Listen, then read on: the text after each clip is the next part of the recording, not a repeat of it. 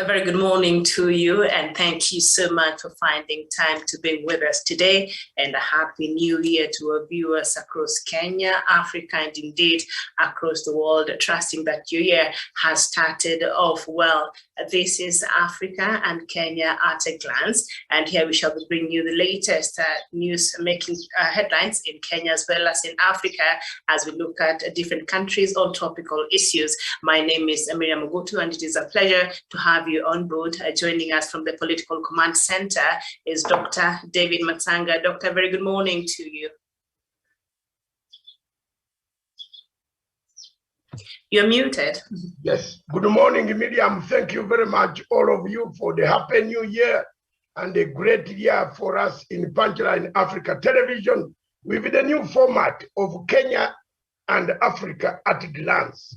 We shall be looking at all the topics across in Kenya and discuss them and look at Africa and do a comparative analysis what is going on across around us in the region, East Africa, ECOWAS, SADC. That is our main core for this Good Morning show. What it takes place in all these parts of Africa is what we want to do. Good morning, Miriam. Back to you. All right, thank you so much. And also we do have our in-house analyst and also a journalist, Samuel Tawish. And Samuel Tawish, Happy New Year to you, and thank you so much for joining us this morning.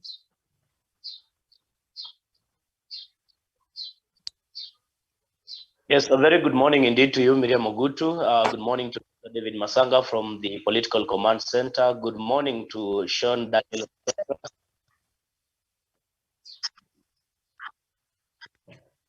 All right, and we also do have Daniel Wesonga from Nairobi. Wesonga, very good morning to you. Good morning, Miriam Ogutu at our headquarters. Good morning to Dr. Matsanga David at our Political Command Center. Good morning to my brother Tarisho Lesasina and Sharon Gitonga, and of course all Kenyans and Africans who are watching across the globe. And indeed, this is a great year 2022, and here in Kenya we are anticipating that we are going to have the first expressway in Africa, and that is actually what I'm going to check at the moment. So you got a while on the way, so perhaps we're going to be updating our viewers later the evening. It was just the introduction. We're coming back with the details now. Let's just keep on the new format. But I know we have so much to talk about what the president is doing and what the government is doing. So we shall be looking at that in the subsequent show. And we also do have Sharon Gitonga. Sharon, a very good morning to you. Very good morning to you. Matsanga from the Political Command Center, and my colleague Daniel Samuel. Okay, so we seem to be having a problem with Sharon's connection. So I think when she's able to have a better connection, she'll get back to us. So we apologize for that. Before we start our conversation, let me just first take us through quickly with what we have on the headlines this morning on the Kenyan newspapers. And the Star newspaper, the main headline, now Njonjo bid to topple Moi flopped. How Njonjo bid to topple Moi flopped. Judicial Commission of Inquiry showed bribery, threats, and intimidation through his acolytes, as well as promises of glory, were his tools of choice. And also just down there, former AG held his family together until his last moments, while Njonjo hosted a champagne party when EAC collapsed. And that seems to be what we have on the front page of the Star newspaper. And just up there, ex-head of public service, Richard Leakey, dies also yesterday at the age of 77. And we turn our attention to the Standard newspaper, the main headline, powerful AG who did great things and made big mistakes. You'll find that on a special coverage from page 2 all the way to page 11 on the Standard newspaper. Tough year for parents, pupils as schools open. That is on page 12. Fire consumes South African Parliament. Page 29, why IMF fears for economy, and must-watch games of 2022. And 8 killed as Matatu rams a trailer. And Richard Leakey, a celebrated conservationist, paleoanthropologist and a politician dies at the age of 77. You'll find that on page 20. The Daily Nation, the main headline, Njonjo, ultimate power broker. And on the side there, Leakey, the man who took on Moi breaths his last. And just out there, Ruto 6 poll deal with ANC and Ford Kenya. Parents lament over high prices as schools reopen on the back page, and how fraudsters will help with help of rogue bank staff wipe accounts clean. That is on page 12. So in a nutshell, that is what we have on the Kenyan papers this morning. Doc, I don't know if you could bring us what we have on the rest of the papers from across Africa, or we will do that when we get to the African section. Thank you very much, Miriam. Let me do it. I'm ready.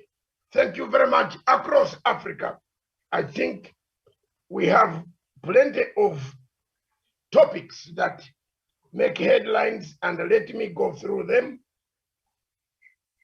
Yes, my papers are opening. I think Stephen has got the copy. I'll start with the Punch of Nigeria.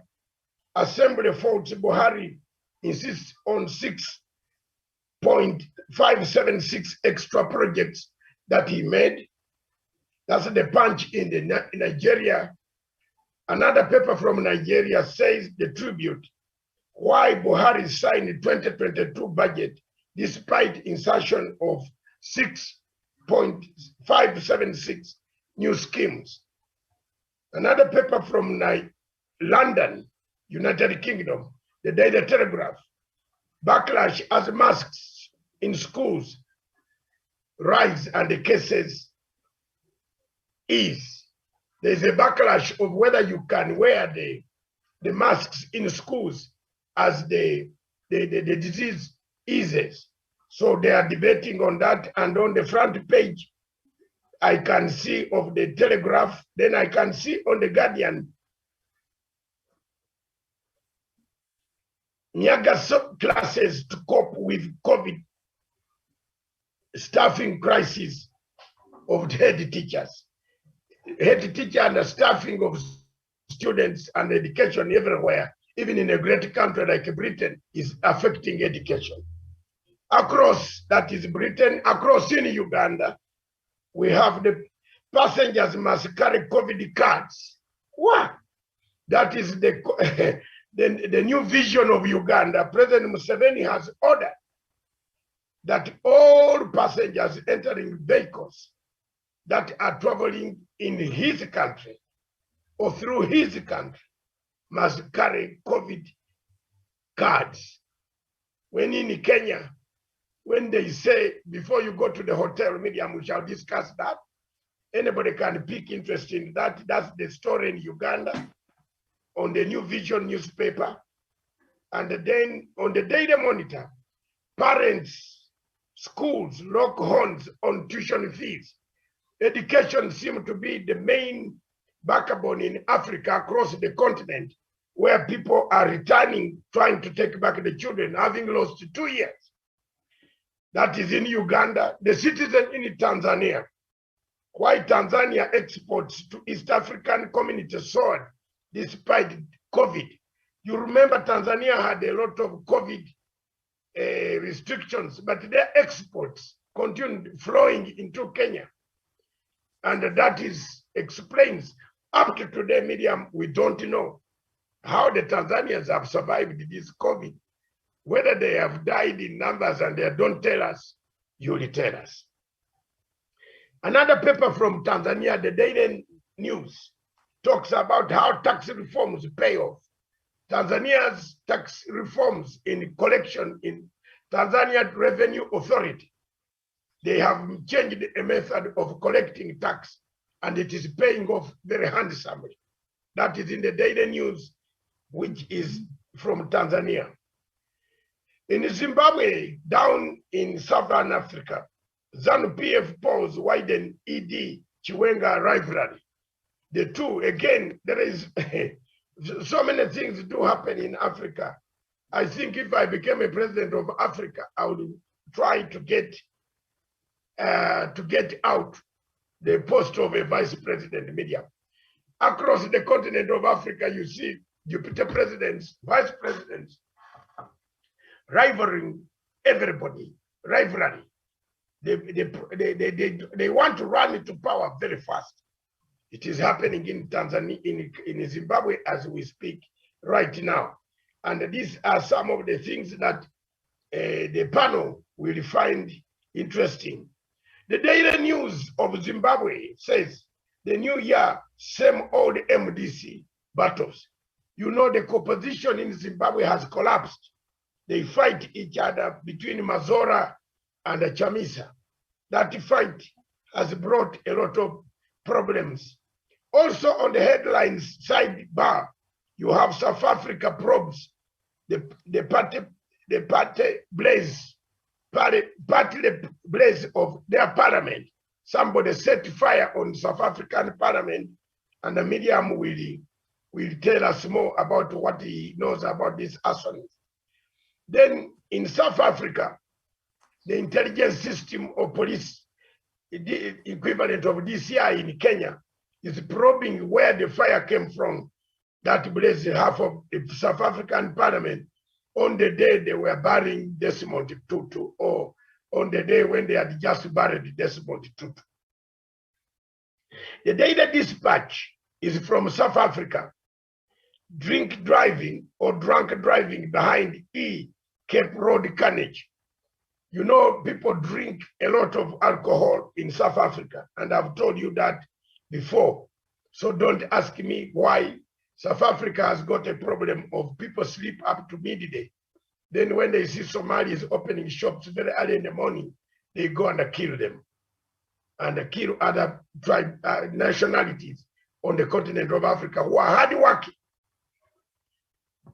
In Nigeria, we have a headline, West Africa, Sahel conflict set to worsen in 2022. You know very well that ISIS, Boko Haram are on that one.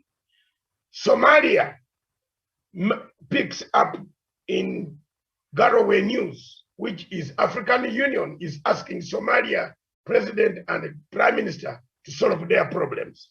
Miriam, I have a list of very many of Buhari to Nigerians that in spite of the challenges, the future will be worth it. I don't think so.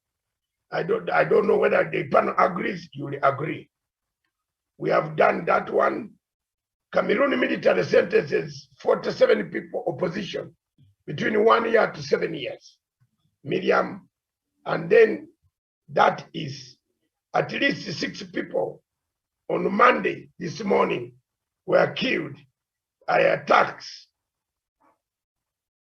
of Al-Shabaab militants in Windu, Mujambeni area in Lamu County. 6 people were killed.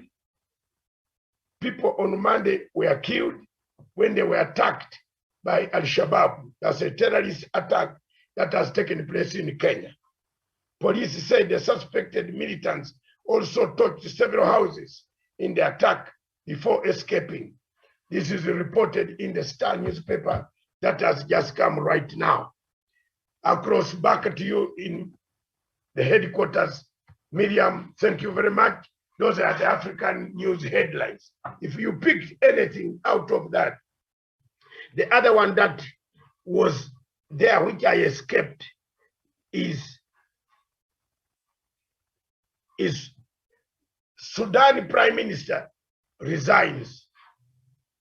As we shall see, it is an impending coup. I will tell you why we think the generals and why ICC is playing a factor to destabilize Sudan. Back to you, Miriam.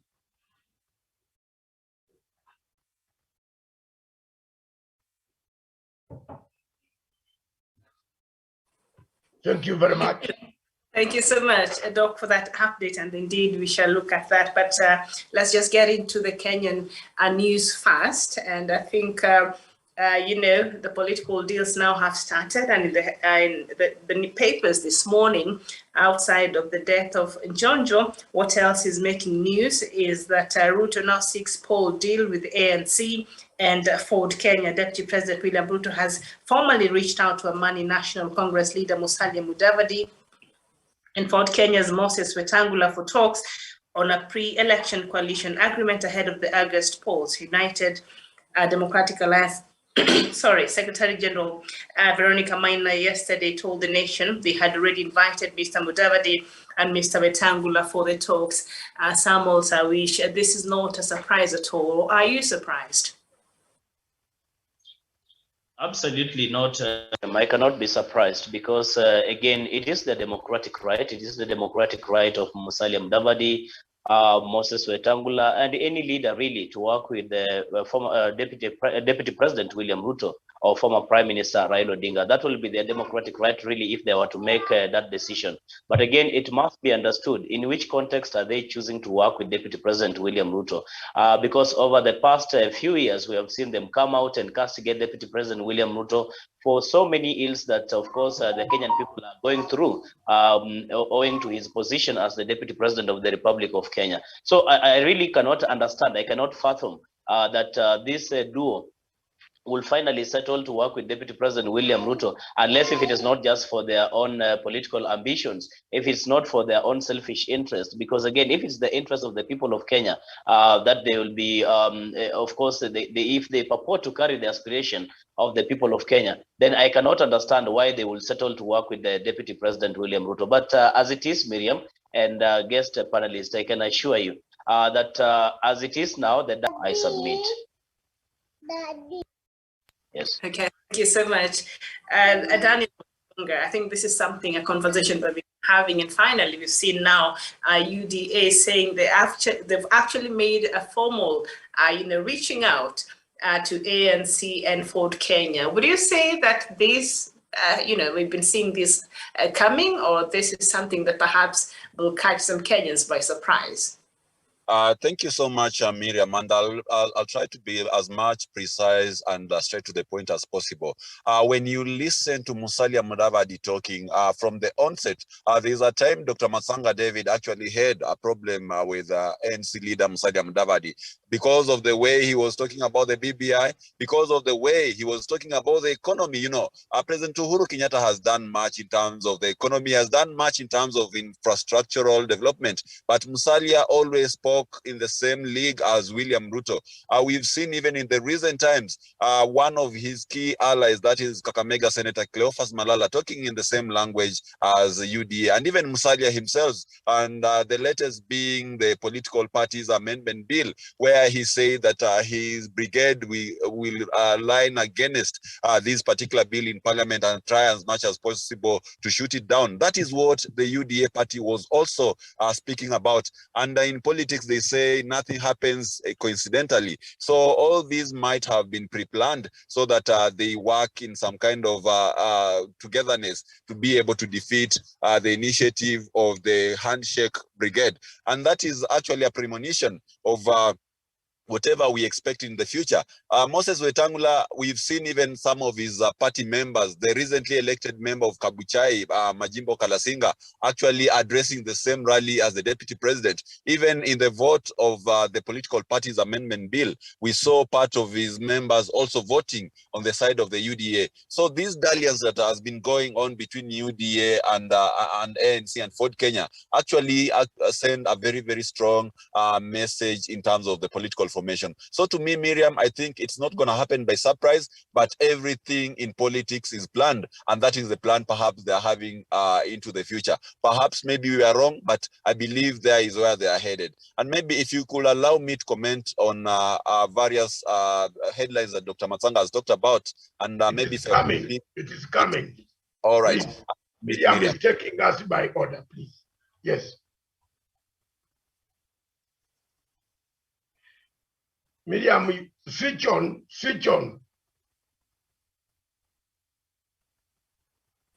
Oh, sorry, I forgot the thought I was on. But yes, we will come to that. A lot of topics that we shall look at shortly. But I'd like to hear, before I come back to Dr. Matsanga, what Sharon thinks about this new revelation that now UDA has reached out to Mr. Mudavadi and Wetangula and has invited them for talks for a possible coalition. Do you see these two leaders of these parties joining you? Thank you very much, Miriam, for that question. And of course, the comments that have been laid out by my, colleague panelists. And for me, I believe is actually going to be the beginning of the disintegration of their political career. And given that they have actually proven to people that they are not able to make a decision by themselves. And I think that is why you're seeing the kind of, negotiations going all about. And they have actually also proven to be what we can actually call a sitting duck, even and also being political weak. But now my biggest question has always been, where are they going to get, a chance to serve in UDA? Because I believe they're going to get relegated, given that, UDA is full of what I would call sharks. And for me, like what my colleague panelists have said, is that the ship has already, left the dock. The die has been casted. And if you look around, it's now an aggressive two political horse. And clearly the ground has shifted in favor of, the former prime minister. And I think one thing with Musalia, I believe in politics, time and strategy is usually very essential.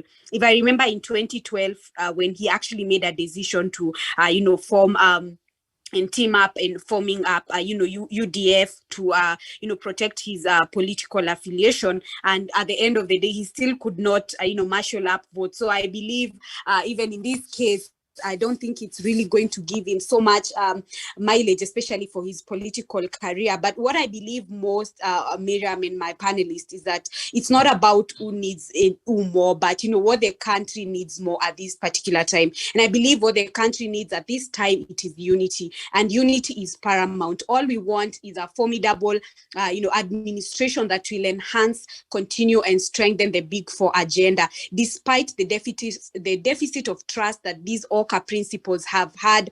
I believe they and one common language is unity. So I believe it's not about who actually needs anyone more, but what the country needs at this particular time. And I've always been for the opinion that they are best fitted to work with their traditional ally, because they say it is better a devil that you know than an angel that you do not know. So it's a wait and see situation, but for me, I believe they're best suited to work with their traditional ally. Thank you. Okay, thank you so much, Sharon Gitonga. Now, Doctor, we waited for this orca to be formalized. It appears it was dead before it was even made, very formal now. And they seem to have been taking Kenyans and their supporters for a joyride, and that seems to have come to an end. Now, as even ANC leader, Mudavadi thinks of joining perhaps UDA, does he even have, what are his bargaining chances, seeing that he lost key members of his parties to the other alliance led by opposition leader Raila Odinga? What bargaining power does he have, or that has that weakened his chances? First of all, Miriam, I will be very precise to make my points. Point number one, George Soros' money is in Kenya. This time it has been given to Musalia Mudavadi and that group. Point number two, those who don't want to listen to my facts, it is up to you, but this is going to play out. You remember Musalia Mudavadi, if you can see what Baraka is saying. Baraka Muruka, who was supposed to go to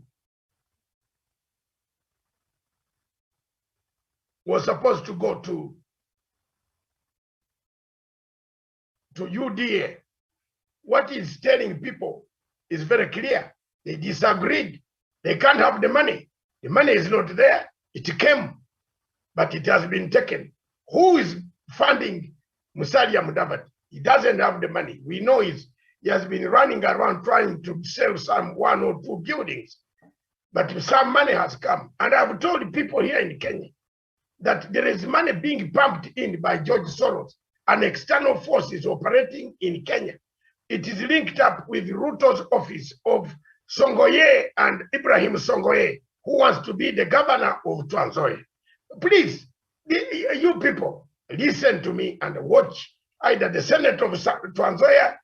This guy worked for George Soros. But you people in Kenya, some people don't, I don't know how they do their things, God bless. I am Paul, a Gentile, talking to Jews. That is the best that I can say. 3 points. Point number 3, Ruto has been having headways on the question of Mutalia and Wetangula. So many things have been taking place. For us, investigative journalists who have even links inside Ruto's even kitchen and bedroom, we have them. We can know who is going to meet him and when he is coming to meet. For every system, there must be people. And we are not going to hide here. They have been meeting this man. They have been sending requests. They have equally been getting money somewhere, we know. But time is coming where we are going to expose them. And they have been going around collecting millions, 50, 20, 80, 30, all this. That's why you see they are not stable.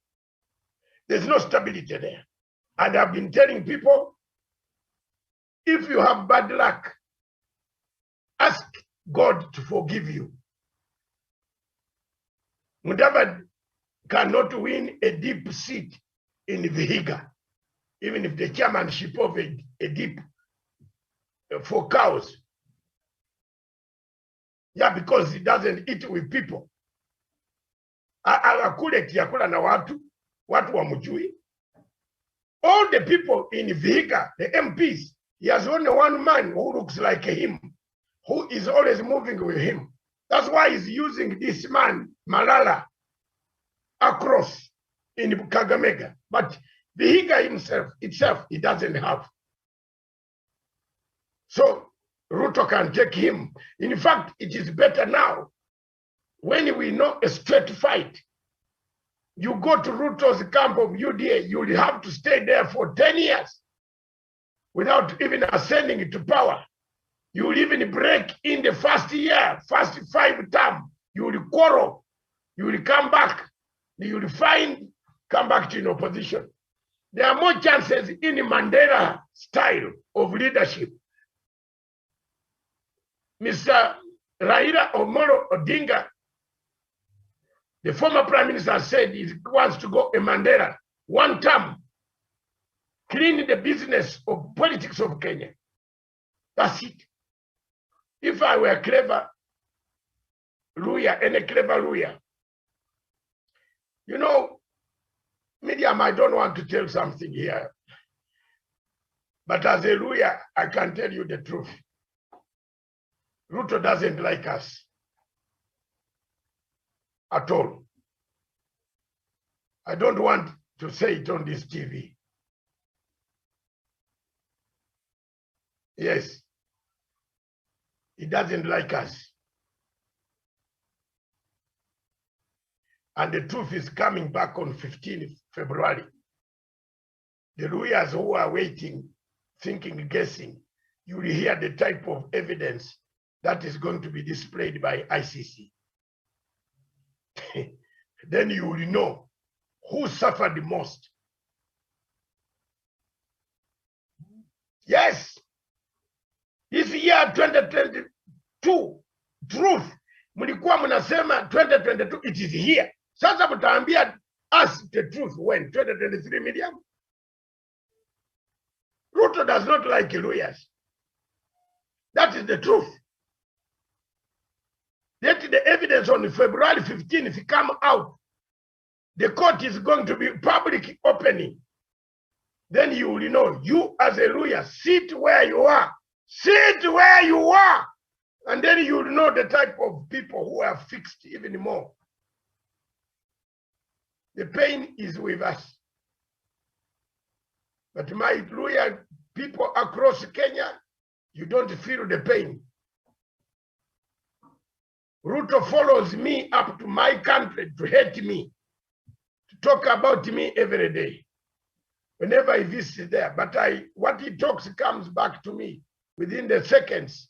So you continue doing that.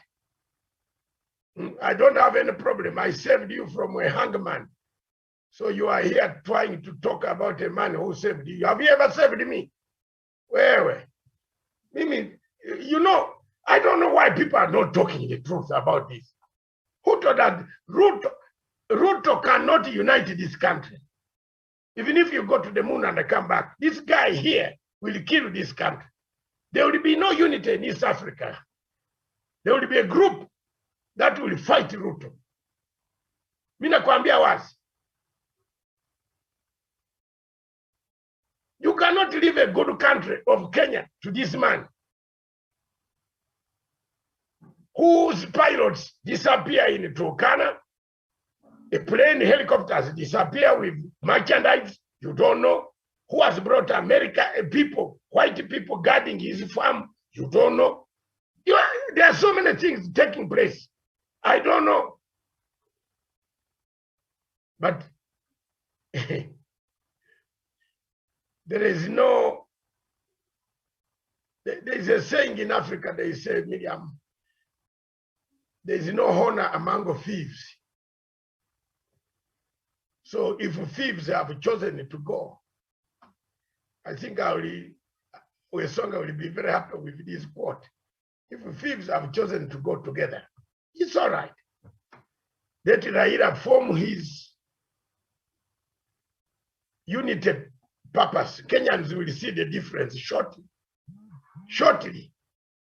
It won't take 2 years or 1 year before you see the difference of Ruto's governance, and you will wish you would come and say, let's do another election.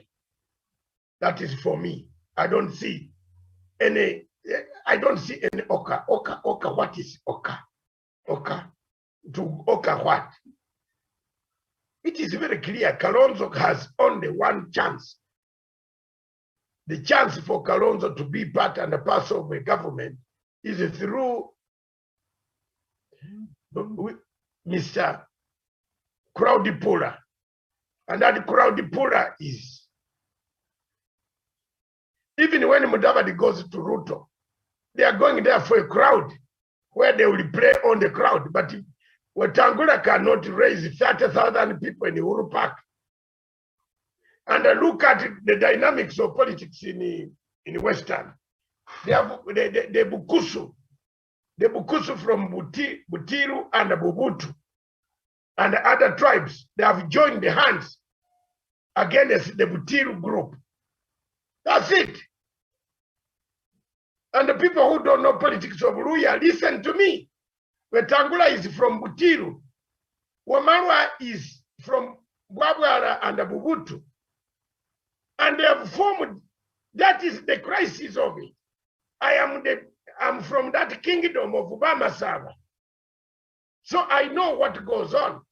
Wamarwa is more related to Abukara and the rest. Wetangula is different. Sirisa is from Butiru. Waruke is from Bubutu. So these are people who have just, they are here, but they are not saying the truth. They came here a long time ago, but they have now formed their party. You see what Tangula's party is mostly with people from Butiru, which is the origin of the Luya part across in my county, in my country. Wabukara and the rest of my people are relatives. Wabukara is my relative. He can't come on national TV and say he's not my relative. So you can see Mr. Speaker Lusaka is lost because his one leg is with Lusaka, one leg is with Ruto, and another leg he wants to swim to please the president. Hakuna faida. Tuache. We have been like that, Miriam. Our Luya community has been like that. I'm sorry to tell you the truth. That's how we are. That is how we are. We turn on each other. We have no unit of purpose. You are more comfortable with Raila than comfortable than Ruto. Ruto, wait for February 15th. Then you will know what really took place. That is the purpose of that case, to explain to Kenyans what took place. It is going to come. It's going to work. It is going to be here. Some people in the mountain will not give Ruto a vote when they hear exactly the evidence.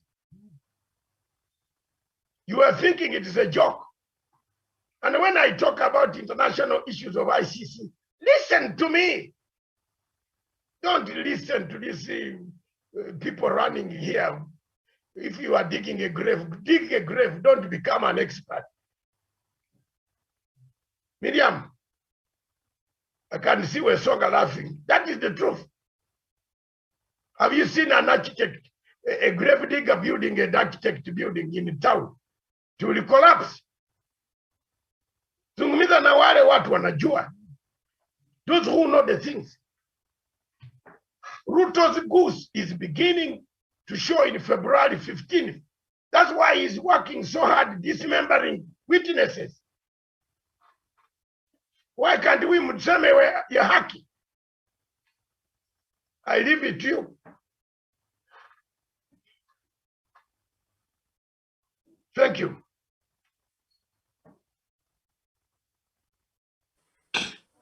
All right, Doc, thank you so much for that. And another story before we get into the African topics and other stories from across the continent. Of course, what people are still talking about here in the country is the death of our former Attorney General.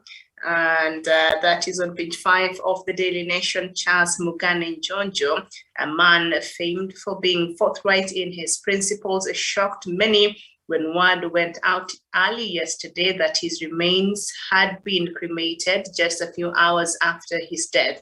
According to his son-in-law, Karingini, the centenarian breathed his last at 5:15 a.m. on Sunday morning, and by 10:30, his remains had been cremated at the Kariako Hindu cemetery in a private event. He did not want any fanfare. He did not want a lot of what goes with funerals and passing of the people of his stature, and was very clear that we must cremate him immediately after his passing, and as family, we chose to fulfill his wishes at around 10:30 a.m. in the morning. And I think that shocked so many, because we saw even the late now Archbishop Desmond Tutu also chose to go that way, and I think for him it was the aqua cremation. And so it's interesting, Doc, and I know before I bring in the rest of the panelists, Kenyans still don't understand why this could be the case. Cut the wrong story short, too many people, politicians, were waiting to make chaos here. Churches have been turned into, you have died and then people are dancing on your grave. I support what my friend, my good friend, at least I have had an occasion to travel with. There's somebody very naive, very dangerous, who on TV this morning who said that Njonjo never liked black pilots to fly him. Don't spread lies. Njonjo, the British High Commissioner, the former British High Commissioner, Wesonga Google his name. The gentleman who left before Madame Marriott came. The former gentleman of Britain, High Commissioner to Kenya. We flew together from London. I was seated on the seat with the British High Commissioner, the former, and the Njonjo was in the next seat, up, seat J1. The pilots, both of them were black. So people should stop telling lies. So when you tell a lie like that, Njonjo was right to cut this whole thing short. It is one of the one of the fastest burial that I have ever seen in my life. The man died at 5 a.m. He was buried by 8 a.m. Most of people who stay near Karioko saw the smoke. And when the president of the Republic of Kenya announced to us, the guy was gone down 6 feet already. That is very good. You have muted. Unmute. I'm saying he was not buried, he was cremated. Yeah, but even now, cremation, it means you go 6 feet. Where is the medium? Where is the ash going to be taken? They put it, yes, you take it to the house. And then you put it somewhere. No, it was taken to the house and put it down. They opened it there. You can't just put it there in the house. That is for Desmond Tutu. That's what they do. No, I have found out even the one of Jonjo, they have taken it to the house and put a place there. That's it. He will remain in the house. They are not going to put it up there when children can climb and then throw the ash. It is poisonous. Did you know that? Indians ate and put the ash in the house. Yeah, they took the ash. And where are they going to keep it? In a suitcase? They have prepared the place. You don't know. And that's why the man said they have prepared the place. That place has got velocity.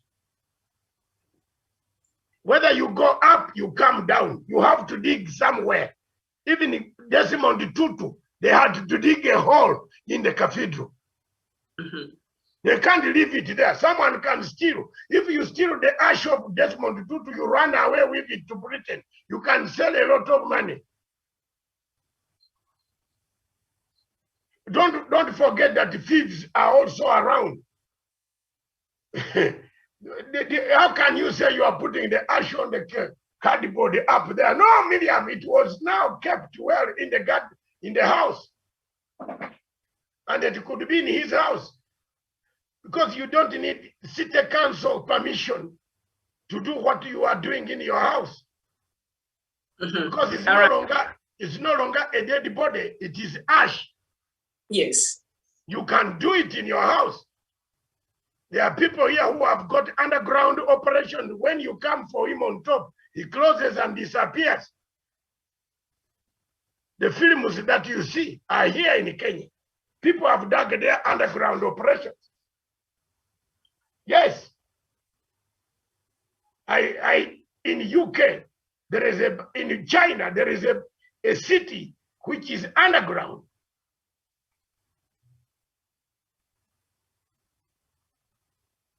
A city which is underground. And very few people like us manage to go there and see it. Has Ruto ever seen that city? Wachana. Okay. All right. Ruto does not know there is a city in China which is underground. Only we military men are the ones who went there and saw the city to be accorded the respect of going to see the underground city full of operations in China, in Beijing. You must be a high profile, not this small profile of Sungoi. Okay. All right, thank you so much. Just quickly, Samuel Tawish, I know the first time we had an experience like this with a high-profile person choosing to be cremated, I think left the country a bit shocked because, in line with our culture, this is a bit, out there. We had it with Wangari Maathai, but now we've seen a lot of more prominent, people coming out, and this is what is happening. Are we slowly embracing other ways, or would you say we're a bit of going outside of our culture? I don't know, but I think it's a good thing. He's a Maasai. What is he going to say? He can't say anything otherwise. Okay. Miriam, some of us come from those backgrounds that have some strict cultures. But again, I think there's nothing that is that is so odd with, of course, that choice that some of our people are making today in our society, and as far as how they want to be buried. Because again, you've said it could surprise as it has done in the past. I remember when the former and the now late MP for Kibra, Ken Okoth, of course, had a will that he had to be cremated, and you saw the kind of course, the confrontation that it brought forth. But again, that will had to be respected nonetheless. And I think this is something that we must now get to live with. It is a reality. And in fact, Miriam, something that we could also be forgetting to say, these somehow environmentally, of course, friendly kind of burials, because today, as we speak, our populations continue to grow. We do not have enough space even for, say, the traditional burials that we are used to. And if this is the way that our people are now choosing, because it's becoming more like a common pattern in the rest of the world today, so be it, Miriam, because again, once write a will, there's nothing that we can do with it. And it's only that we live by the choice that they made while they were still alive, and that's why they have chosen to do it. So the only thing would be for us to abide by that will. And Dr. Masage is saying some of us who come from the Maasai culture, I know this is not something that is even you can even imagine. A minute, Miriam, tell Stephen there is a gentleman waiting to be entered. A very senior person wants to make a comment. Yeah, go ahead. Oh, thank you so much, Dr. So absolutely, that is it, Miriam. So I'm not quite surprised, and I do not find that that is an odd decision that our people are getting along with now at the moment as we speak. Thank you so much, Miriam. Okay, thank you so much. But also, you know, interestingly, what the family said, the reason as to why he chose to be, you know, given his last send-off in this kind of way is because he did not want any fanfare that perhaps would be accorded for somebody of his stature in the society. Sharon, that's interesting. Thank you very much, Miriam. And of course, let me begin by, you know, registering my, you know, condolences to the families of, you know, the late Charles Njonjo and even the associates and even Richard Leakey. And, you know, Dr. Matsanga has talked about how, you know, critical he actually played a pivotal role in this country, especially in the legal landscape. For me, I think he was quite well grounded in the law, in the spheres of the law. And even Kenyans have taken up these time to spark different mixed reactions. Dr. Matsanga has talked about, you know, a certain person that was talking about how you, you know, favor the white as opposed to the black. I mean, there has been quite so many mixed reactions about that. But for me, I tend to, you know, remember him for being a very firm person. And I remember one of the statements that he made a while back about, you know, how the country will never go forward until the day when we shall, you know, vote for a person who is qualified and competent and not just because of his tribe. So I think this is someone that has really left quite a mark. And you know, even in the regime of the, you know, the legal regime and even the role that he played for the of the Kenyan nation in even from independence. And then coming to your question of cremation, I believe it's environmental friendly, just like Tawish has talked about, and it is a common pattern, and it's important to actually respect anyone's will. I believe it also gives more freedom about how you decide to honor someone's remains. Probably there are people who want to be left with the remains. So I think it's high time we get used to it, because now it's becoming quite a common trend, and perhaps you know, live with it. Maybe it's also, when I also look at the terms of even cost implications, probably most of these people do not want their loved ones to be left trying to you know, struggle with, you know, escalating bills and all that. So I believe this is a common pattern, and it's high time we actually just respect anyone's will according to how they want to be given a send-off. Thank you. Okay, thank you so much. So, Doc, I don't know if our guest has joined and would they want to say something? Yeah, our guest, Miriam, is none other than Saddam Gachie. Mr. Saddam Gachie is the chairman of United Democratic, is it? what is not the UDA. Even if he's UDA chairman is Mudam, unless you're looking for trouble. No, now. the youth leader. The youth leader is, he will introduce himself, but I felt I should introduce him first. He's the chairman of Democratic Party Youth League, DP, the Democratic Party Youth League. He will be joining us from time to time. You are welcome, Mr. Saddam Kachir. Good morning. Thank you. Good morning, sir. You have to switch off one if it... Yes, please, could you switch? Yeah. You are in a very noisy place. Please find a place that is quiet and then you can join us, please.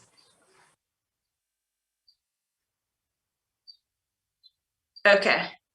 So as we wait for our guest to find a suitable place for him to be able to join us, we'd like to hear what you have to say about some of the things that we looked at and the headlines we have this morning. Perhaps we turn our attention now, Doug. But Miriam, under the panel, it is better quickly. Do you see any noise? Do we see people spending time going to the shops that they are wearing things to go to church to pray for Njonjo? No. We waste time as Africans in two functions that could be very productive elsewhere. Somebody has died. Make it simple. My wedding was very simple. I told you the truth. My father told me never to get anybody to marry me a wife by doing chango, this, chango. You know, my wedding was very simple. I went and I collected 3-4 people. The best man, best lady, my daughter, last born, brought another lady, a younger one. You get by another friend, a Muzungu. We finished. So people were condemning me that I should have given them money. They spoiled my carpet. And the sofa said, sit there, make noise. No way. Finished. Nilitoka huko, nimaliza, ringi yangu iko nayo. Njonjo has done a very good job. You can go to hang if you want. He's gone. It is his family which knows the pain. Some of the people who come into these funerals come there to see what they will take after that. Umesikia? Wengine they come for your wife, some come for your daughters, some come for your property. Miriam, tuambiane tu, we Africans. Before you even rot in the grave, people have exchanged the blows over your property. So Njonjo has done a good, you know, things are beginning to come in Africa where people will choose quickly. To waste the time that your cows must be slaughtered. Cows slaughtered like a Tawishi's place. I don't know how many cows they should have slaughtered for Njonjo. I saw it on the Minister of Saitoti and General what is Kaiseri. And Timam as well. The number of cows they brought it down. Where? This money can remain to help the children. So for me, I fully agree, Miriam, with Njonjo. The late Njonjo was correct. He knows there were people going to gossip, tell lies. You know, I wish God came out quickly and grabbed those who tell lies. There was another man here on TV, I don't know, he's my friend, unfortunately, I've phoned him and told him you told a lie. Njonjo was flown by two captains of Kenya Airways, whose names I can name here. we were in the same aircraft. This man was telling people, the whole Kenyan television, that Njonjo never liked black people. Those type of distortions, Jermaine. That's what makes people like a Bishop Tutu says, yangu mweke kwa some hydrolysis Aquam. Cremation, not cremation, it is aquation. Yes, I've read it somewhere there. I'm not so learning chemistry. Yeah, that where the level, the high pressure level, you don't see smoke. Unaenda, bones are broken. Yeah, it's like a crocodile in Athi River. The former ambassador of Britain to Kenya was Nick Haley. Nick Haley, we came together. And Nick Haley, sir, I will give you this video to verify. I know you came for the burial. You are here in Kenya. I'm aware. We came and we drank a Pilsner. You know, one of the things that Njonjo liked most was a Pilsner. He made, I'm also a Pilsner. I've been drinking Pilsner beer since 1982. Where were you? Ulikuwa wapi? Usisikia wapi? I've been drinking beer, and they told me that beer is very nice. In fact, 1 bottle, 2 bottles, you relax, you sleep very well. But now, the last 2 years, I've not touched alcohol.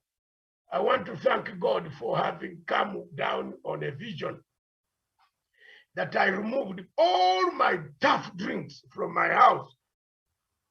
I surrendered them to Stephen. Stephen, can't you make Stephen, why don't you say from behind the scenes that you took my drinks?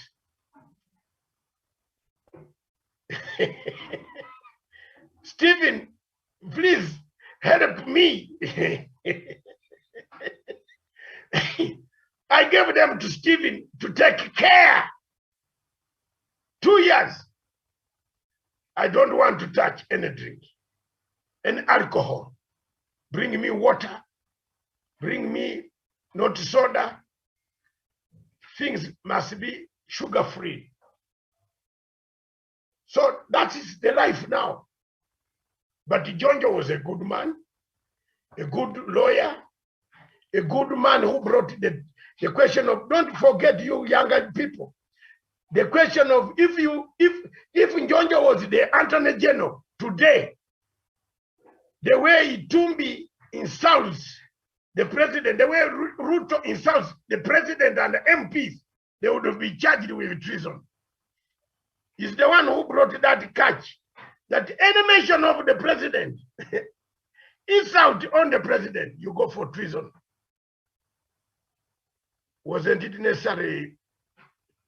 I know Miriam is smiling now. Wasn't it necessary? Have you seen the way people in the legacy trend, how people make the president his name, eat it like the food they eat on their plate? Besmirching his name, insulting the president, belittling the president. Njonjo made sure that Moi takes grip of power, despite the fact, and I give Moi a credit. Njonjo never liked Moi to take power. But when Moi took power, he accommodated Njonjo in order to lead Kenya for 24 years.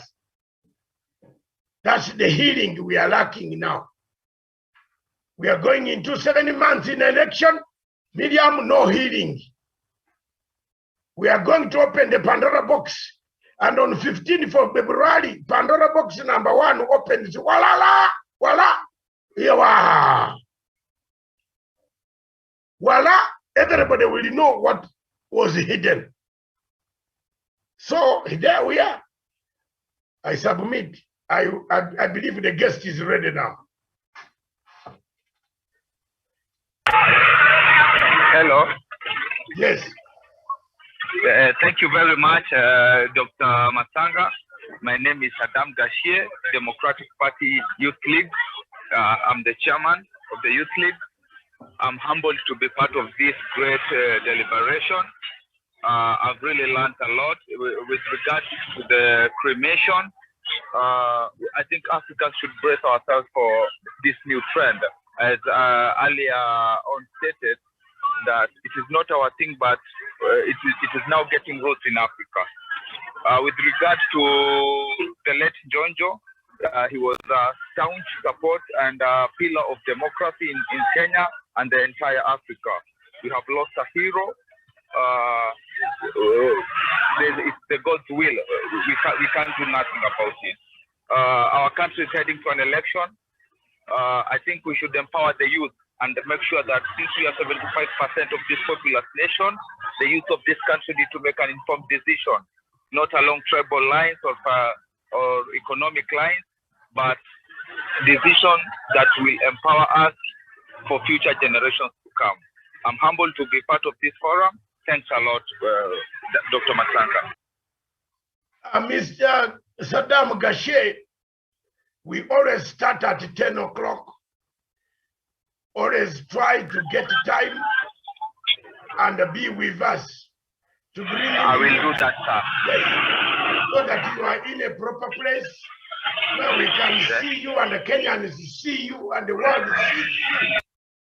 We want more ideas from political parties on how you intend to unite this country. We have only 7 months. We used to say 2022. Now we are here. So we need you on board. And I will bring you as one-to-one interview with me or with Miriam. That's how we are going to handle the situation as it is. One-to-one. You tell us what Democratic Party is going to do. Don't tell us about the youth only. We know you are there.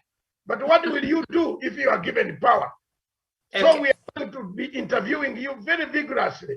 So look for a place where we can see you face to face and the world sees you. And then you tell the Kenya, yeah, Miriam, yes. Yeah, before he goes, just a question for him. He's saying, perhaps the youth should be given an opportunity and be empowered. I just have perhaps 2 questions. One, the empowerment of youth. What should that look like? And 2, what are some of the measures that perhaps his party has put in place to empower young people? What are some of the plans that the DP party has to empower the young people in this country?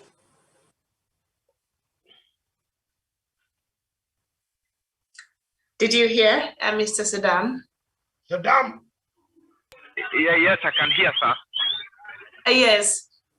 So when you talk about empowerment of the young people, yeah, what should that look like? And 2, what is your party doing right now to ensure that these young people are empowered?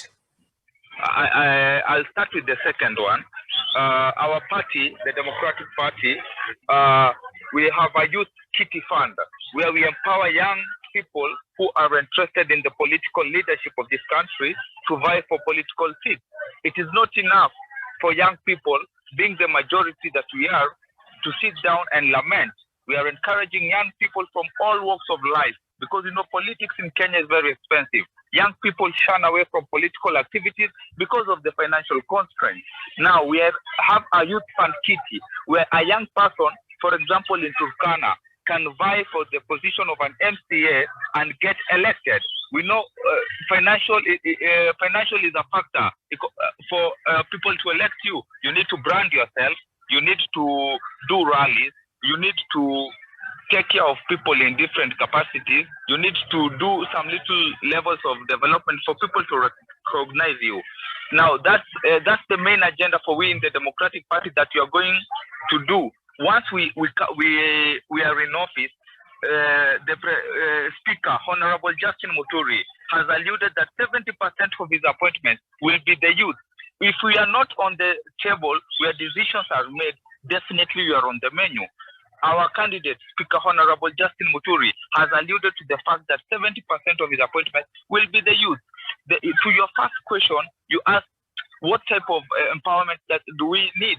The most affluent and the most resourceful empowerment that we the youth want is to have economic empowerment. What do I mean by economic empowerment?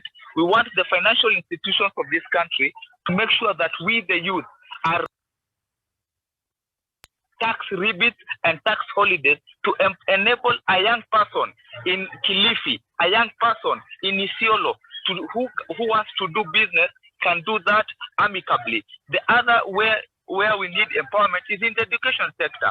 They say when you empower, especially the girl child, you have empowered a whole community.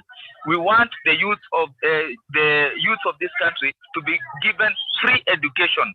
My previous party leader, retired President Kibaki, did the free primary education. We now are championing for free secondary education and free college and tertiary education, where a young person who is orphaned, education is the equalizer, it's the common denominator. If you are poor today, only through education you can become somebody tomorrow. So we in the Democratic parties have two things that we are really championing, and we have a very clear blueprint that if we empower a Kenyan, not necessarily a youth, any Kenyan, our elders, our brothers, our mothers, if we empower them in terms of economic empowerment and education, you have a well-fit society that we will really work to make sure that this country moves to the next level. Thank you. Before you go, I have a question for you. Is the speaker coming to chair the session on 5th and 6th and 7th? Because the parliament, listen first, the parliament is degenerating into chaos during daytime. Is the honorable speaker, who is your chairman, the president, the presidential candidate on DP ticket, coming to chair this parliament? It has gone out of the window. Even the staff have joined the hands on political lines. You see, we saw it on Friday. Is he coming to chair the parliament? Yes or no?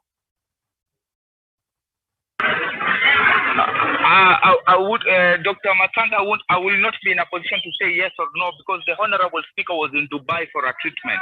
He had a minor surgery on his shoulder. I think he's back in the country, but I think he's recuperating. But going to what you said earlier, the parliament generating into a battlefield, it's so sad. Unfortunately, the honorable speaker was not present, but he has taken it up. He wrote on his Twitter handle that he is really concerned how people honorable members can really ignore the standing orders of the House and turn our honorable House into a marketplace.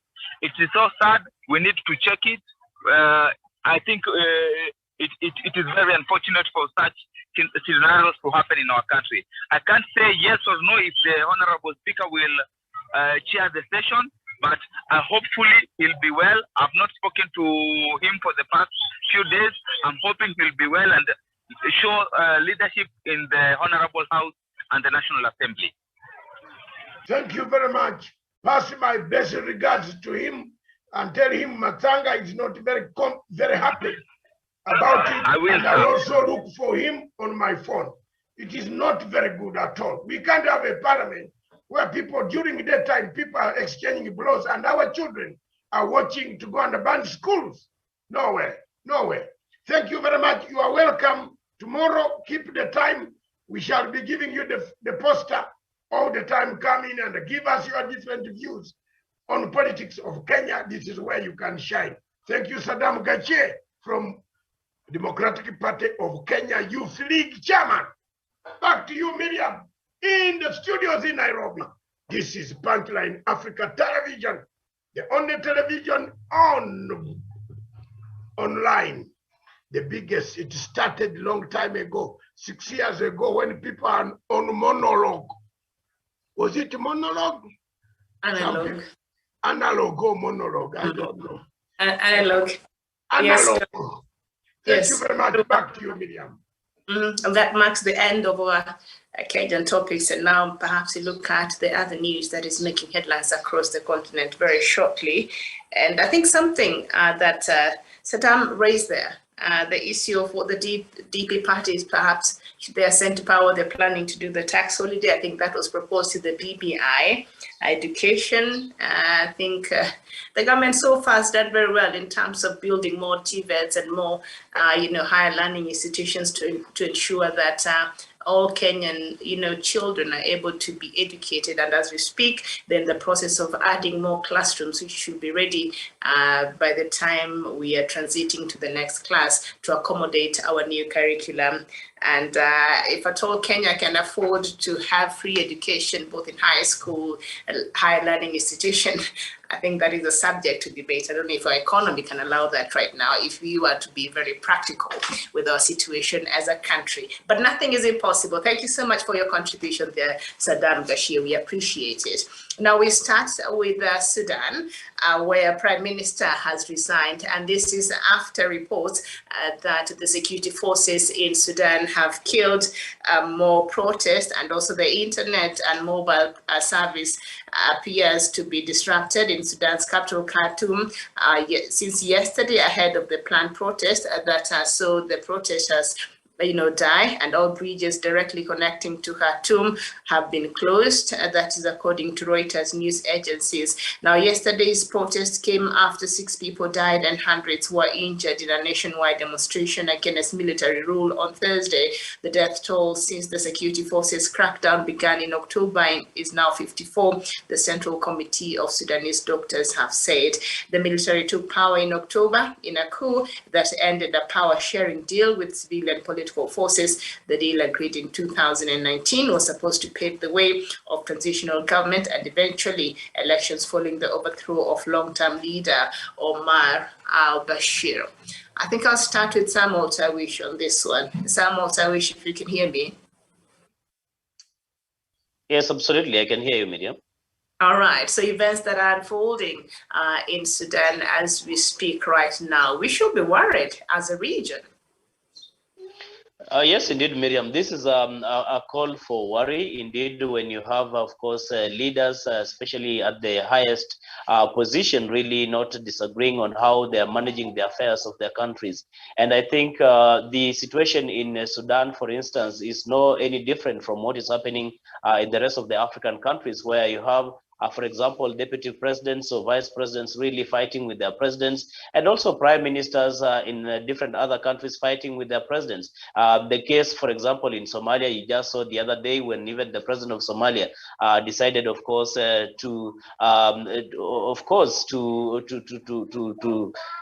send off the prime minister in that particular country. So, Miriam, what is happening in Sudan today is really, like you've said, a cause for worry in the region. In the African continent, but much more needs to be done in terms of stabilizing that country. And I think ever since the, of course, the removal of President Omar al-Bashir from power, Sudan has never seen peace, has not known what peace is, and maybe it could have been the beginning of their troubles and tribulations in the political arena. And it is only fair that maybe they sit down as a people and as a leadership in that country, of course, with the help of the entire African continent, to see into it, because this political confrontation by leaders at such positions really goes at the detriment and at the disadvantage of the people they govern. And it's the people of Sudan who are going to suffer a lot out of this by the end of the day. So it is important that the leadership can sit down and iron out their issues so that they can be able to dispense duties. They can be able to provide services to the people who have, of course, trusted them with those positions. So, but as it is, it's very, very unfortunate what has happened in Sudan. But I hope that we can come together as a people of this region and see into it how we can be able to help solve this, of course, problem in Sudan. And with the likes of Dr. David Masang, of course, I know that, of course, the respected elders and lobbyists in the region of Africa today, people who have tried their level best even in the past to bring together disintegrated countries, leaders who do not agree and don't even talk, for the benefit of those respective countries and for the benefit of the greater unity of the African continent. I submit, Miriam. Thank you. Sharon Gitonga, are we ever likely to see a civilian rule in Sudan? Because from what we've been seeing, the military is not willing to let go. Thank you very much, Miriam, and of course, for the sentiments that have been shared, by Tawish, and like you have alluded to the fact that, whatever happened in Sudan is something that really needs to worry us, even as a region and as a continent at large, because at the end of the day, the results always spill over to the entire Horn of Africa. We talk about having an influx of refugees and all that that comes by the unrest. So bottom line is that there's a need to restore peace and unity in Sudan, because and this will only happen when the leadership comes together and puts aside all their personal differences together for the common good of the the citizens, because the common saying that says ndovu wawili wakipigana, at the end of the day it is the Nyasi that huumia, and at this point the Nyasi is the citizenry in Sudan. So and you realize that everything rises and falls under the leadership. So there's a need for the leaders to sit down and work together so that they can restore the peace and unity in Sudan, because any destabilization of peace and stability is actually going to bring them down, even matters economy-wise. So there's a need for, just like Tawish has said, not just the leaders, even the the Africa Union and all other leaders in the African continent to sit down and hold honest and holistic conversations without any conditions whatsoever, so that they can see they can restore the peace that has been eroded in Sudan. Thank you.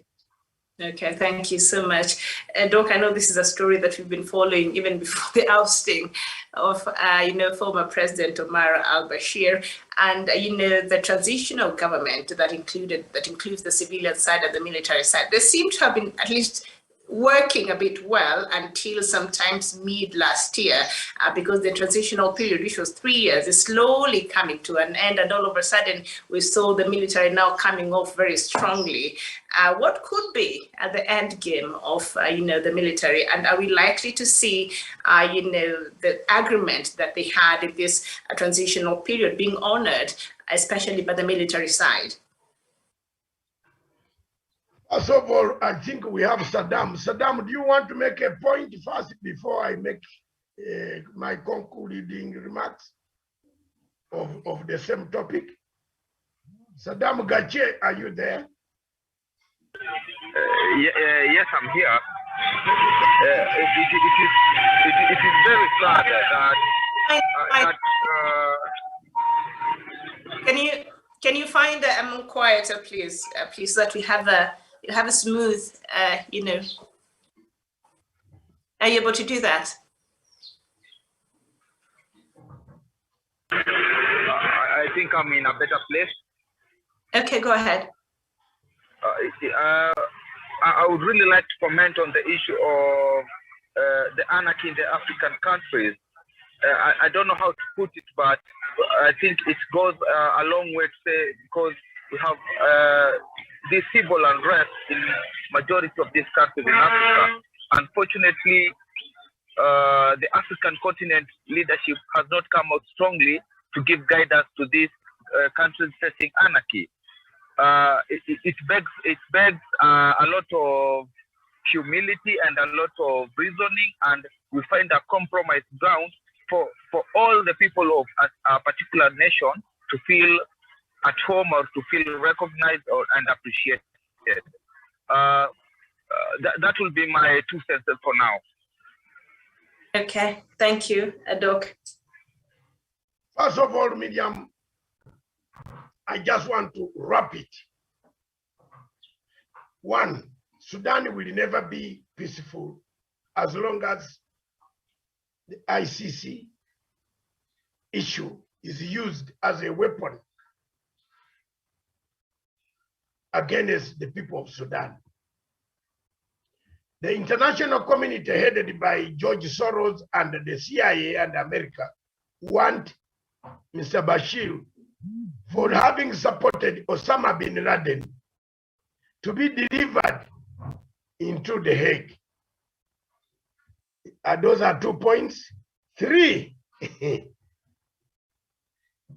if Sudan generals hand over Bashir to the ICC, the generals are finding themselves in a very terrible situation. That they were the commanders on the ground in Darfur. And therefore, if you hand Bashir, the next person they will come for is you. That's why the government is not working. 4, the generals who are my friends in Khartoum, I know them from 1994, not yesterday. I've told them to be very candid. You see, there is a problem in Sudan. You either overthrow the government and install the army in the government, but not to go into half civilian, half military. That format is going to bring them to jail. They rather take the entire government, suspend the constitution, give the African Union the timetable when they will return a civilian rule. When it comes, they go. This question of begging this Hamduk is being used by external force of George Soros.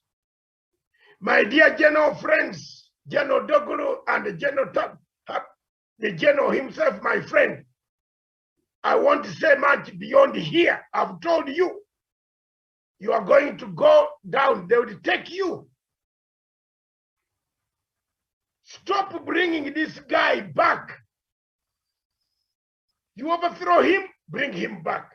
Why don't you overthrow him completely?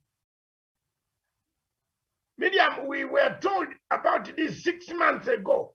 You remember when we had a show in Mombasa, the African Pan-African show. One doctor, Dr. Amina Mohammed, not the Amina Mohammed of Kenya. She's from Khartoum. She told us that there are several militias in Khartoum. And I said, Dr. Matanga, talk about these militias because we don't know who is in charge of where in Khartoum.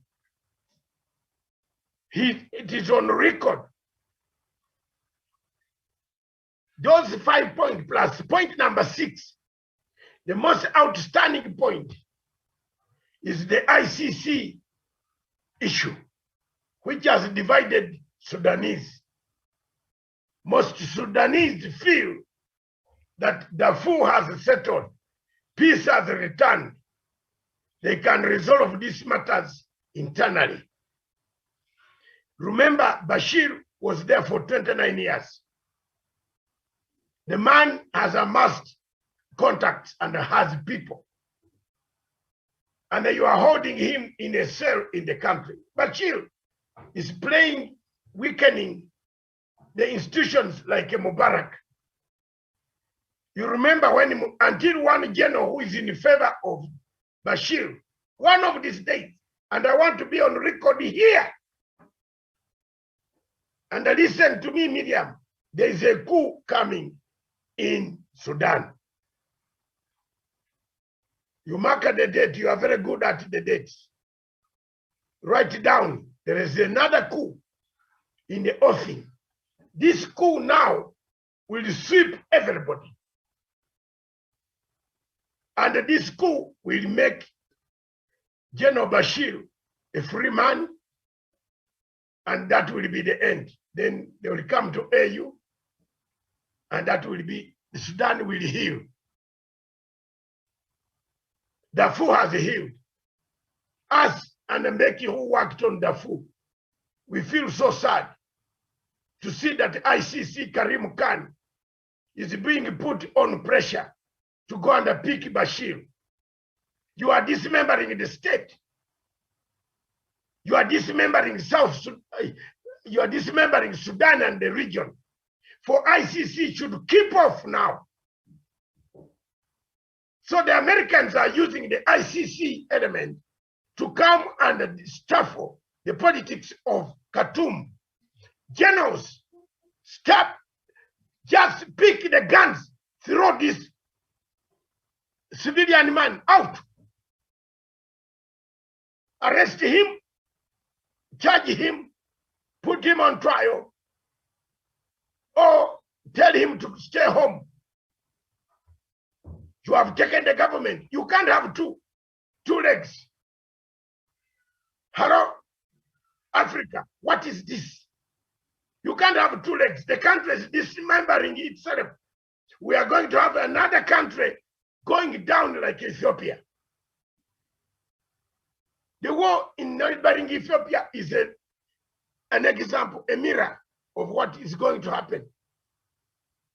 So take down if you are generous, you have come to make a coup. Why do you delay? Medium. Lastly, I want to tell you, you remember when the Chiwenga and the generals in Zimbabwe went to overthrow Mugabe.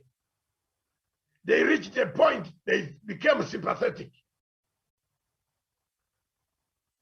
I told them, you are now in danger.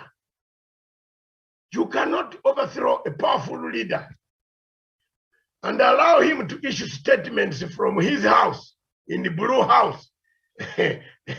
You take there a letter, a paper, and he changes the paper and he reads his paper. Take him out. Cut off, and that's it. The following morning, they did it. I'm sorry to my great brother, Dr. Robert Mugabe.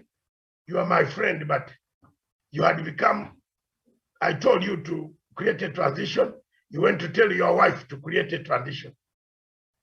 And your wife became a transition road. We failed there. So the generals in Sudan need to wake up. If they are not careful, Miriam, do you know where they will find themselves? In the same cell with Mr. Bashir, and being looked for courage to go to hide there. Let me end by asking this question. If you arrest Bashir, who was the commander? Who was the commander? General, the current general who was taken over the army. He was the man commanding in Darfur with Douglas of Janjaweed. So you are arresting yourself, you are handing yourself to the AICC. What if Bashir will go and agree, I plead guilty? But now there were people that I gave responsibility who never delivered. Bring them on. So that is all right about Sudan. Medium, from my end, I picked something very interesting. The general in Guinea Conakry, the colonel, the lieutenant colonel in Guinea Conakry who took power has said, hey, he has told the football team that if they don't win AFCON, they return the money. I think let the panel discuss. Is football a betting for your life? So if this money, I am suspecting that the Guinea Conakry AFCON team will disappear to asylum in Cameroon. If I were in that team, I would not go back home. You know why? Because football is a gamble. How do you say if you don't win the cup, you return the money? Some Africans have got a different brain. I don't know. Football is, I don't know. Your panel can discuss briefly. I don't know. I think you have seen that one on, which is worrying me as an African. That's one of the news headlines. The other thing, I don't know whether you have some African story, but that is my story. Yeah, look, I do have another update. I look for that. I've not seen that, but I do have another update also of a story that we've been following, the coup in Mali. That's going to be the interim president. And we know from the agreements they had through the brokered mediation process by ECOWAS, the agreement was for the Mali to go into an election this year, next month in February. But apparently, the general now has different plans. And let me just let you know what now the leader in Mali is saying. Mali's interim authorities proposed to its West African neighbors that a transition back to democracy following a 2020 military coup be extended by 5 years, the foreign minister said in comments broadcasted on Saturday. The transitional government initially agreed to hold the presidential and legislative elections in February 2022, 18 months after Colonel Assimi Goïta led the overthrow of President Boubacar Ibrahim Keïta. It has made little progress since then, blaming disorganization and the rush of Islamist violence. A conference charged with recommending an election timetable said on Thursday that polls should be delayed by between 6 months and 5 years following a meeting with Ghana President Nana Akufo-Addo, the chair of the 15-member Economic Community of West African State, otherwise known as ECOWAS. So I think I'm not really surprised. The elections were, yes. I don't know whether other people are there to make comment. Sharon is comment?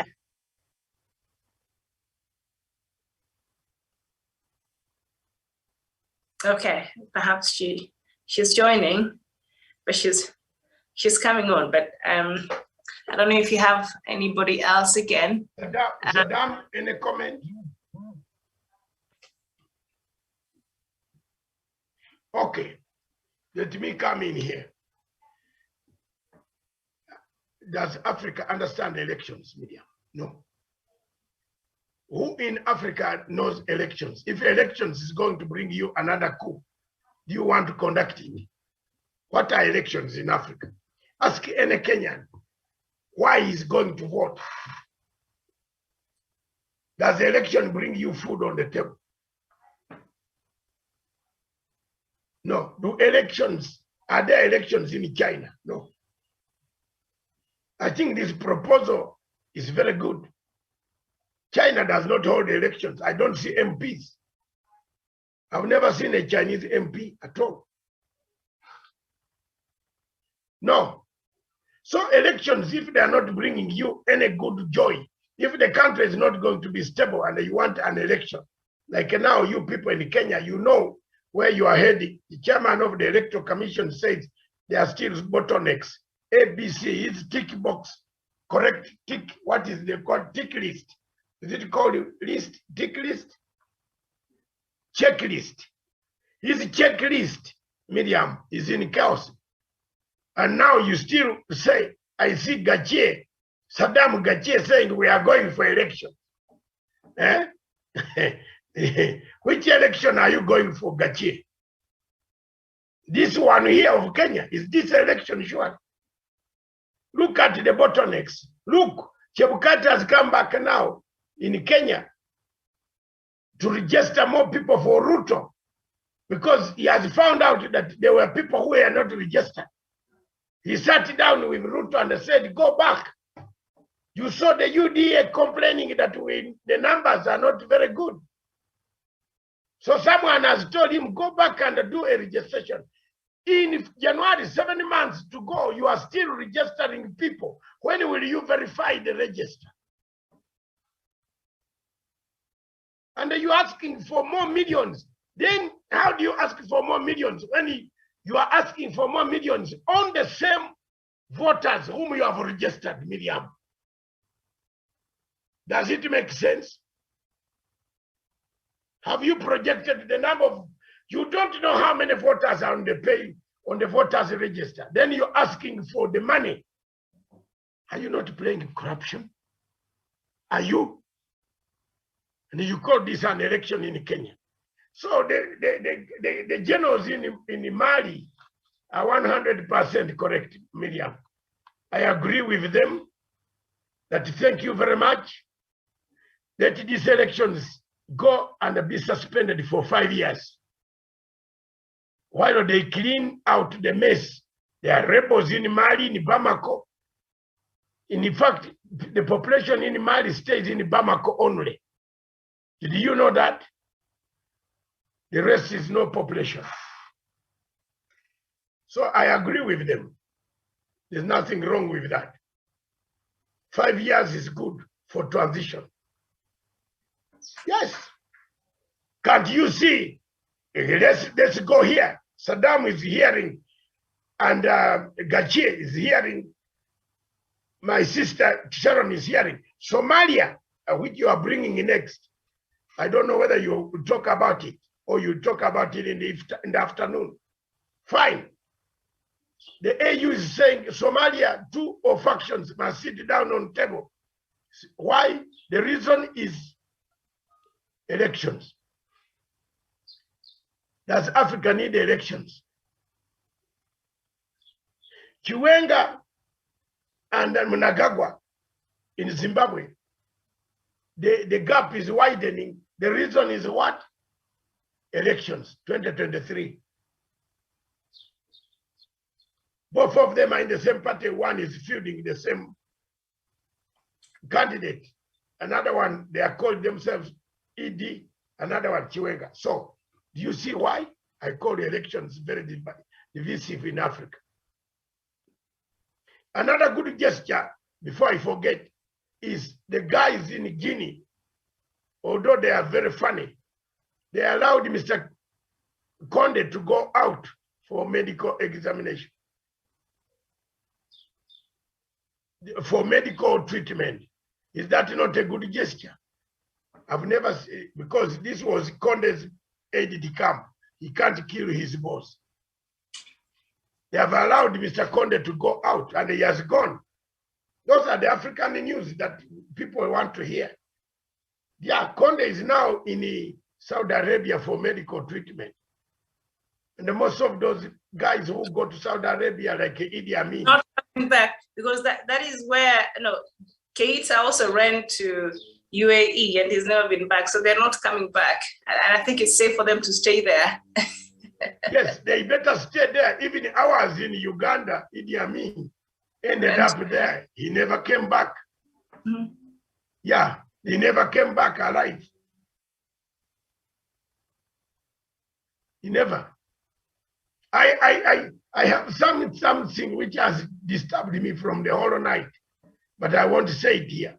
But elections in Africa are not very good. The Kenyan election is on that same pathway, which can cause very, very disturbing images ahead. If we don't correct it today, you are trying to get money to go and hold an election when you don't know the number of voters. How are you budgeting for this election? How do you come to a figure of 20 billion? Wafula Chebukati? And the people in Kenya are not asking these questions. They are not asking. Miriam, Saddam Gachie is here on TV. Saddam, are you there? Saddam Gachie, are you listening?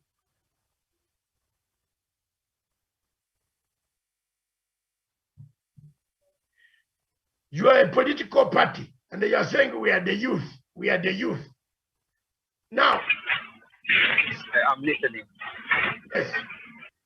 You are a political party, and you are saying you are the youth. You are the youth.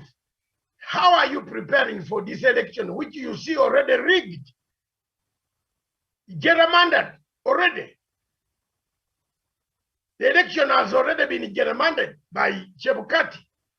And you are going to the national television singing about 2022. It is 2022 today. Don't sing about 2023. Tell me, how have you checked on the IEBC? They are planning for voters who are ghost voters. And they're asking for money.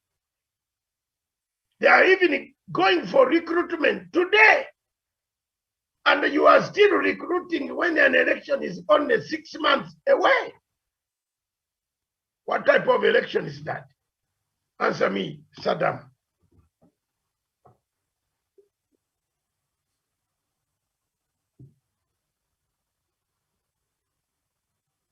Okay. Thank you very much, Miriam. At least I've raised my points. I don't know whether Sharon has come back.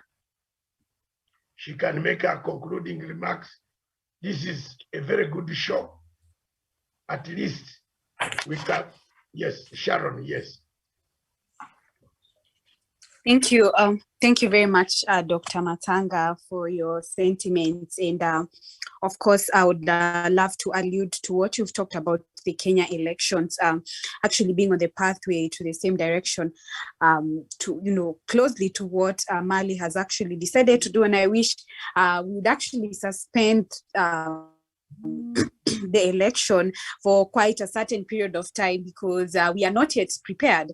You look at what has been happening and the culmination of different events that has been happening, it is clear to say that we are not even prepared. When you look at the IEBC preparedness, and you've also said that, now 2022 is here, because I think last year we've just been talking about, come 2022, and now we are actually facing the reality of things. And when you look at also what happened, I think on Friday, at the parliament, the shambolic acts and, the all manner of the events that happened is actually as a result of the kind of political immaturity and a lack of decorum, and even the politics of no decency, whereby people cannot accept defeat.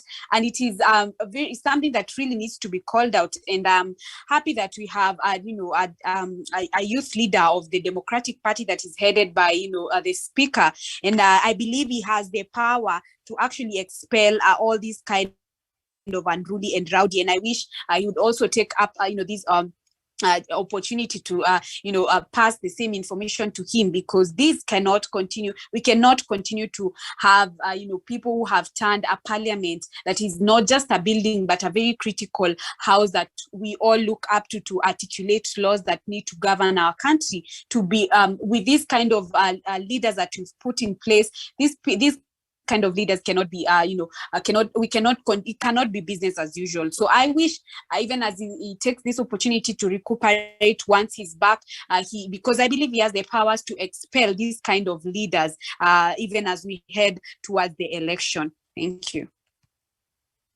Right, thank you so much, Doc. I don't know if there's anything else you'd like to bring up, any news, but I think this Doc, is there anything as we conclude the show this morning? Thank you very much. I just want to say, Stephen, I wanted you to play I sent you a video of my brother's demise. Although I don't want to become like Jonjo, I wanted you to play that. It's a short video. I don't know whether you have seen it, Stephen. At the end, and that's it. Miriam, you can go for me. I can mourn together. Let me give him that honor on my television. Have you seen it, Stephen? Yeah, but it is on since yesterday. It is on your phone.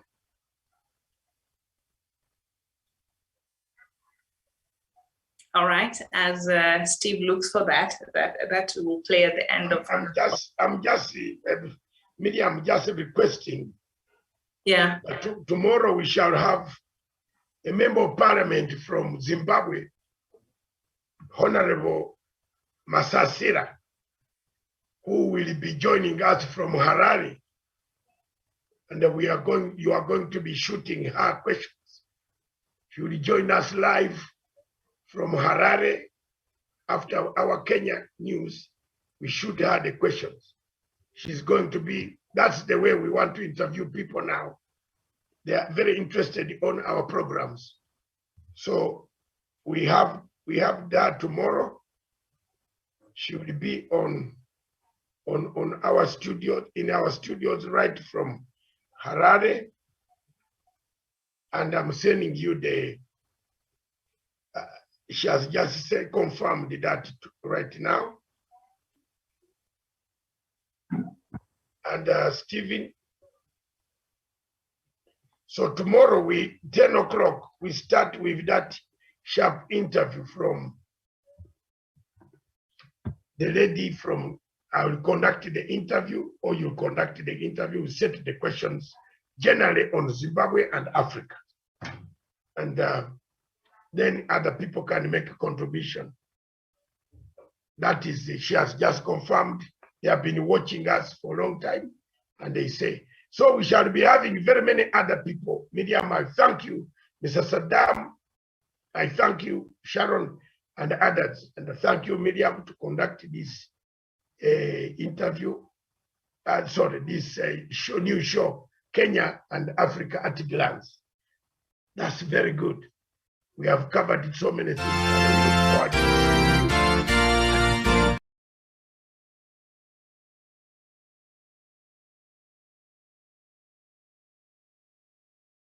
Medium, 3 p.m. We look forward. If you can, we shall be your listeners, and we shall be here to be.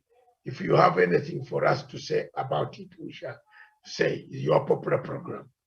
But I will be available online, and I will open up to watch you.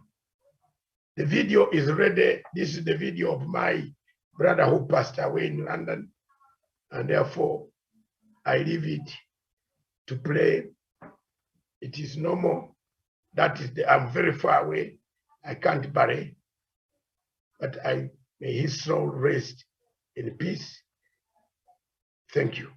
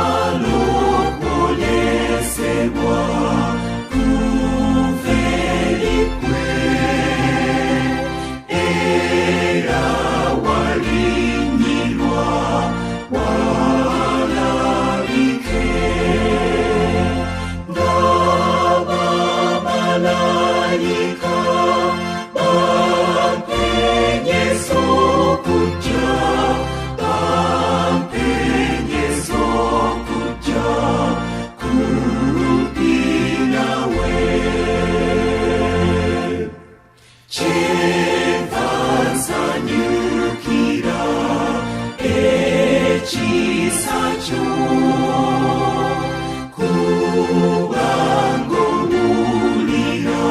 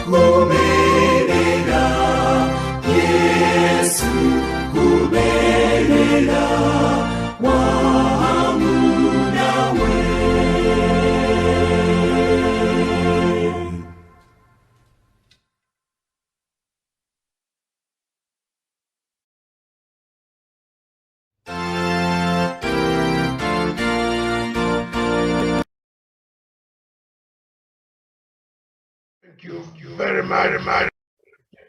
James, my brother, may your soul rest in peace. In 37 years, we have suffered together. We have been there. We have stood for our country. You have stood, you've taken advice. We stood for the country in London together. You followed my advice. God chose you to go first.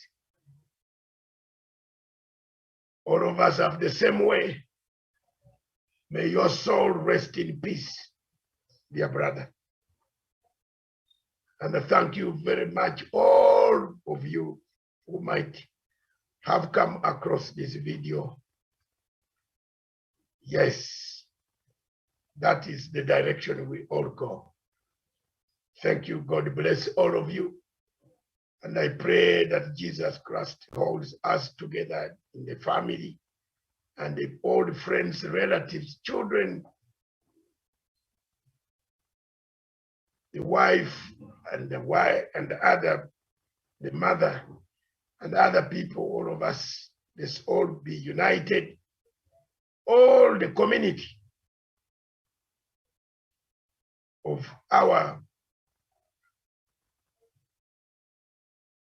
tribe in London, all of you who came, found us there, we thank you very much for all what you have done for us. We stood at this hour of need. Thank you. God bless you. God bless Africa. Thank you very much. The studio back to you in Nairobi.